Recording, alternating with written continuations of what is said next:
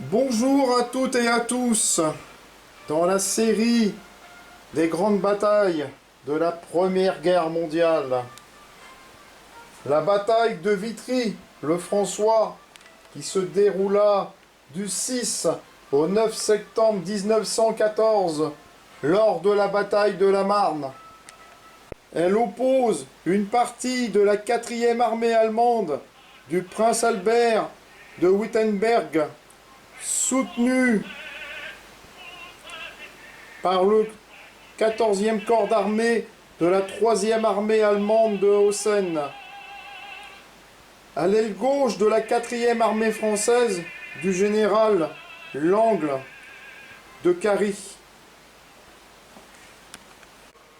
Lorsque le général Langle de Cary reçoit l'ordre du général Joffre de stopper la retraite et de faire face aux troupes allemandes, la 4e armée française occupe un front de 50 km environ, s'étendant de l'est de Mailly au canal de la Marne au Rhin.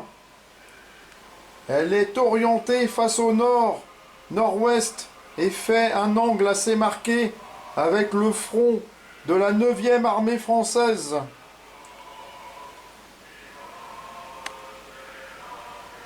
En revanche, elle est dans l'alignement de la gauche de la 3e armée française. Le général Langle de Cary organise alors ses troupes.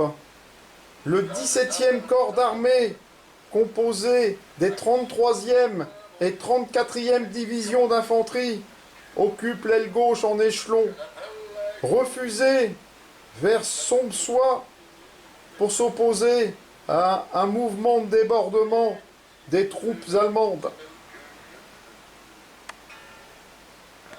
Le 2e corps d'armée, formé des 3e et 4e divisions d'infanterie, occupe l'aile droite du fond. Il est lié avec la 3e armée française.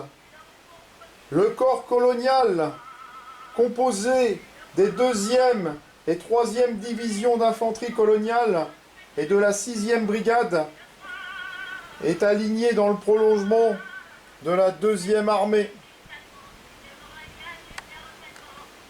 Ces deux unités ont pour mission de bloquer les tentatives des troupes allemandes de franchir les différents cours d'eau, dont le canal de la Marne au Rhin. Le 12e corps d'armée, formé des 23e et 24e divisions d'infanterie, assure la liaison entre les ailes de l'armée. Il est renforcé par l'artillerie lourde de l'armée, soit un groupe de 12 pièces de 155. Le 7 septembre, le 17e corps a progressé sérieusement et rejette l'ennemi au-delà de la ligne du chemin de fer qui va de Sompuy à Vitry-le-François.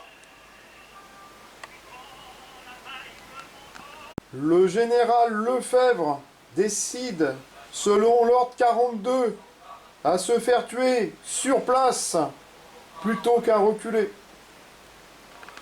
Le 8 septembre, attaque à la baïonnette sur la crête d'Abbeville, côte 201, côte 174, côte 130, ferme, La Sertine, Château-Beaucamp, le ravin des Montats marins, avec un appui puissant de l'artillerie française. La 2e division du général Leblois, entre Bignicourt et Goncourt, et la 3e division du général Leblon, entre Magnicourt et Thieblemont-Farémont, repoussent toutes les attaques. Les troupes allemandes ont reçu l'ordre de se diriger vers le sud et de percer les lignes françaises. Durant 4 jours et 4 nuits, les combats feront rage, sanguins territoriaux. C'est le début de la retraite des 1er, 2e et 3e armées allemandes. L'arrivée en renfort du 21e corps d'armée permet à l'armée française un début d'enveloppement de la 4e armée allemande, qui est contrainte au repli. Cette bataille finit donc par une victoire tactique et stratégique de l'armée française. Le bilan allemand de la bataille se chiffre ainsi. Le 12e corps sur 28 300 hommes perd environ 5 400 hommes. Le 19e corps, environ 4 700 hommes. Le 12e corps de réserve, environ 2 300 hommes. Sur 36 000 hommes, 12 400 perdus, dont 3 900 prisonniers. Les soldats se rendent bien compte que l'enfer est le même des deux côtés du front. Ils sont comme nous, et le malheur est pareil pour tous. La misère, le désespoir, la monstrueuse stupidité de toutes les choses. Voici ce que fut la bataille de Vitry-le-François.